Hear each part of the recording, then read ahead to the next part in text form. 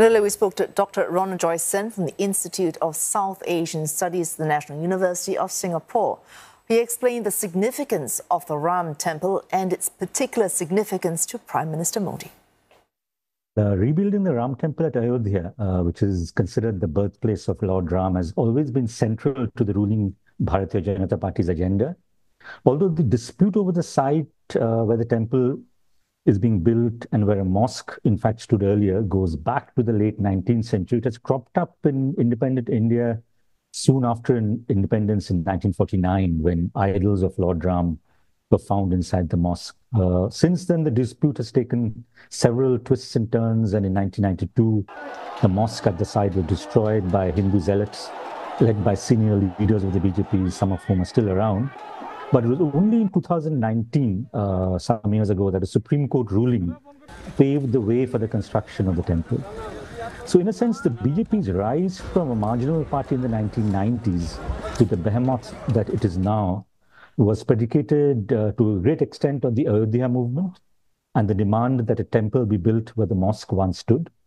So the grand ceremony is a watershed moment that is as much religious as it is political. It is for many Hindus the righting of historical wrong, where a temple was destroyed, and a recovery of the agency, while for some it is a moment of immense religious significance. So while the Prime Minister and other BJP functionaries, such as the Uttar Pradesh Chief Minister Ayodhya, were bound to be present at the ceremony, what is astonishing at some level is the involvement of the state apparatus in the ceremony, to the extent that all central government employees have been given half a day off.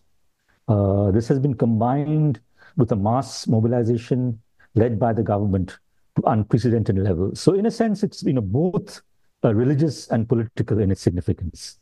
And as I said, the moment of the inauguration or the opening of the temple is as political as it is religious, and because the BJP's rise has been predicated on the Ayodhya movement, and it is really one of the staples of BJP's agenda as well as its election manifestos. So besides the rebuilding of the Ram Temple, the abrogation of the special status of Kashmir, doing away with the Uniform Civil Code, these have always been very dear to the BJP. So the abrogation of special status of Kashmir has already happened, and this is one of the big items of the agenda that needed to be taken care of.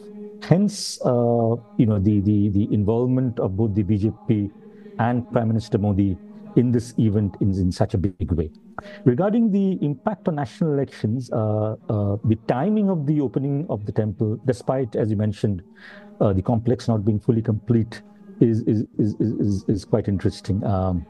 In fact, logically, the opening should have been on Ram Navami, which marks the birth date of Lord Ram and will fall in mid-April this year.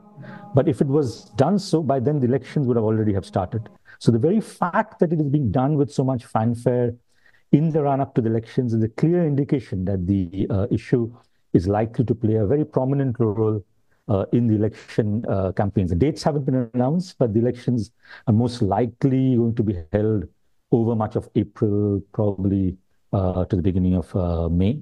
So I foresee, and I think everyone is fairly unanimous about that, is that the Ram Temple issue will play a prominent role in the election campaign.